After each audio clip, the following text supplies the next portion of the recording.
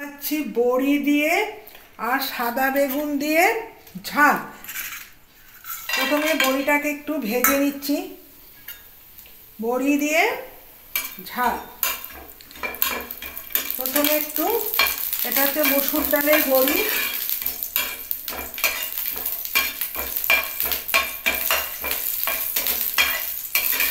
মসুর ডালের বড়ি তেলে দেওয়ার সাথে সাথে কি হয়, লাল হয়ে যায়। ব্যাস, বড়িটা হয়েছে। এবার আমি একটু কালো জিরে ফোড়ন দিয়ে দিচ্ছি।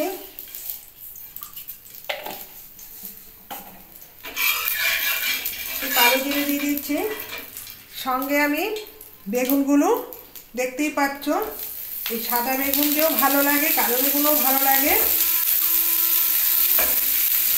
এর মধ্যে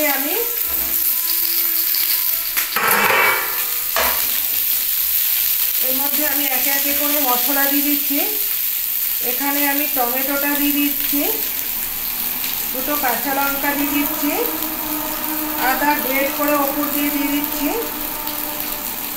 আর সঙ্গে দিচ্ছি রসুন।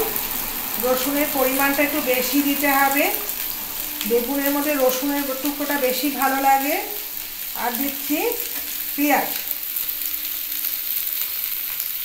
পেঁয়াজটাও দিয়ে দিচ্ছি। এই আদা কুচিটা রেখেছি আমি সবজির ডাল করব তার জন্য।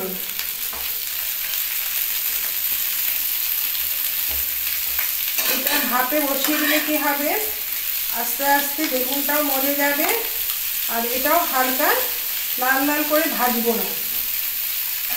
এর মধ্যে আমি সামান্য হলুদ গুঁড়ো ছড়িয়ে দিচ্ছি। এইভাবে ছড়িয়ে দিলে কি হবে, প্রত্যেকটা মশলা লেগে যাবে। আর সামান্য নুন তো দিতেই হবে, নুনটাও আমি দিয়ে দিচ্ছি, এইভাবে ছড়িয়ে দেবে। আর দিচ্ছি একটু শুকনো লঙ্কার গুঁড়ো।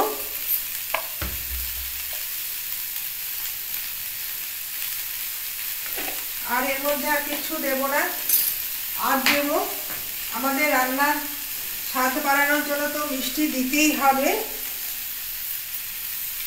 তাহলে জিনিসটা কি হয়, খেতে বেশি ভালো লাগে।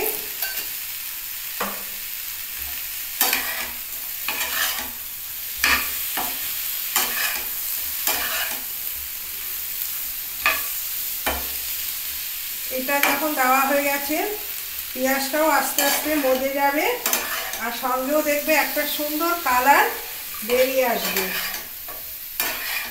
টমেটোটাও বেশ সুন্দর হয়ে গেছে, টমেটোটাও নরম হয়ে গেছে, পেঁয়াজও নরম হয়ে গেছে।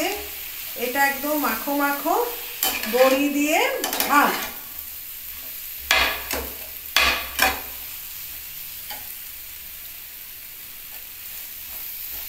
একটু বড়িটা দেব, তার উপর দিয়ে একটু কাঁচা সর্ষের তেল ছড়িয়ে দেব।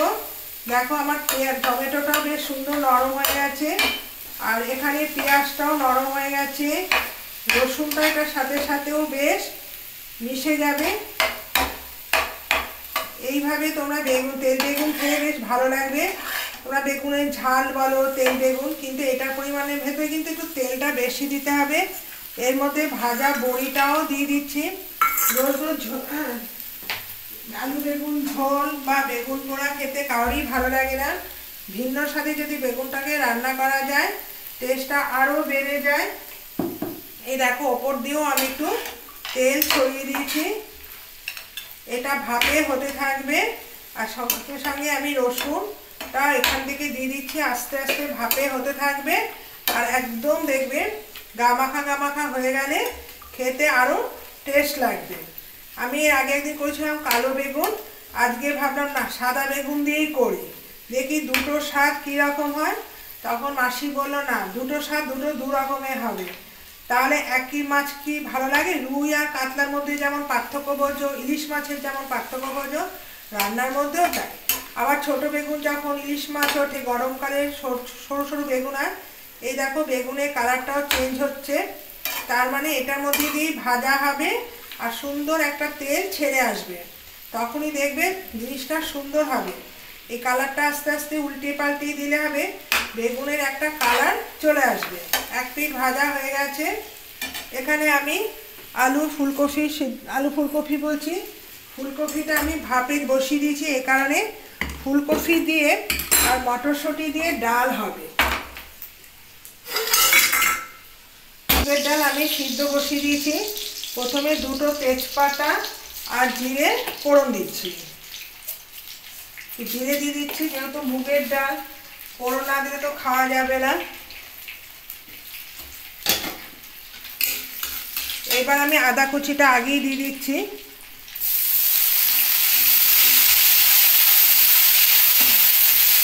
এবার আমি শিম আর গাজরটা দিয়ে দিচ্ছি, সঙ্গে এবার মটরশুঁটিটাও দিয়ে দিচ্ছি। নুন হলুদটা এখন দিইনি।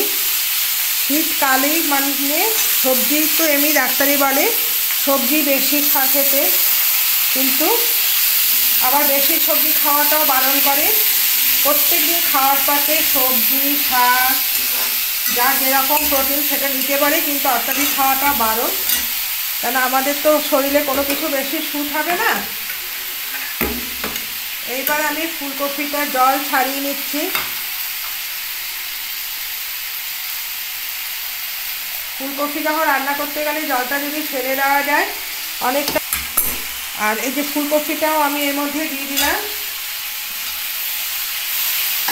এই জলটা আমি ফেলে দিচ্ছি, যেহেতু ফুলকপি সিদ্ধ করা জল, বাঁধাকপি সিদ্ধ করা জল সবসময় ফেলে দেওয়াটাই ভালো।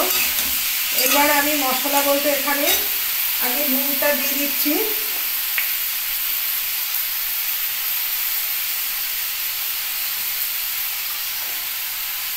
এবার দেবো হলুদ,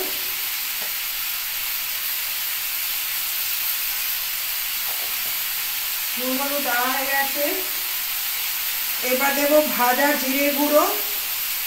এই মশলাটা অতি অবশ্য দিতে হবে ডালে টেস্ট বাড়ানোর জন্য।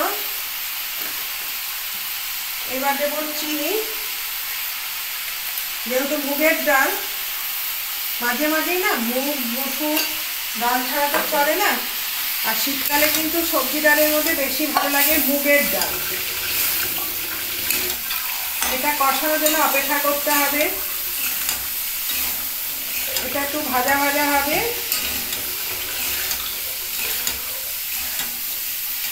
ডালটা তুলে রাখলাম। এবার ডালটা আমি নামিয়ে নিই। এখানে আমার মশলাটা কষানো হয়ে গেছে, সবজিটা বেশ সুন্দর ভাজা হয়ে গেছে। এটা কিন্তু একদম থকথকা সবজির ডাল, কেন বিয়ে বাড়িতে যেমন স্টাইলের হয়, বেশ না ঘন না পাতলা। এখানে কাজু কিশমিশ পনির দিলে আরও ভালো হতো, যেটা ঘরে নেই সেটা বলে তো লাভ নেই। এর মধ্যে তোমরা অ্যাড করতে পারো কাজু কিশমিশ পনির দিয়েও ভালো লাগে। এবার মুগ ডালটা আমি বেশি সিদ্ধ করিনি, একটু হালকা করে সিদ্ধ করে এর মধ্যে ঢেলে দিলাম। এবার যে প্রেসার কুকার থালাটাকে ধুয়ে এটা মশলার মধ্যে বেশ সুন্দর কষে আসবে, এবং হয়ে গেলে পর এর মধ্যে একটু ঘি আর গরম মশলা দিয়ে দেবে, দেখবে অসাধারণ টেস্ট লাগে। এটা হচ্ছে মুগ ডাল দিয়ে সবজি দিয়ে ডাল, গরম গরম ভাতের সাথে জমে যাবে। এর মধ্যে একটু চাকা চাকা ভাত থাকবে। আর ডাল সবসময় খুব বুঝে সিদ্ধ করতে হবে। অনেক সময় বলে মুগের ডালের মধ্যে মুগ আর মুসুর প্রেসার কুকারে সিদ্ধ করা না, হ্যাঁ হচ্ছে মার মার হবে। হ্যাঁ না, মোটেই মার মার হবে না। জলটা একটু বুঝে দেবে আর সিটিটা কমিয়ে দেবে, তাহলেই টেস্টটা সুন্দর হবে। দেখো এবার সবজিগুলো সিদ্ধ হওয়ার জন্য সামান্য প্রেসার কুকারের জল আমি ধুয়ে দিয়ে দিলাম। দেখো আমার মোটামুটি সব কিছু মশলা দেওয়া হয়ে গেছে। এর মধ্যে একটু সে ডালটা ফুটে আসার জন্য অপেক্ষা করতে হবে।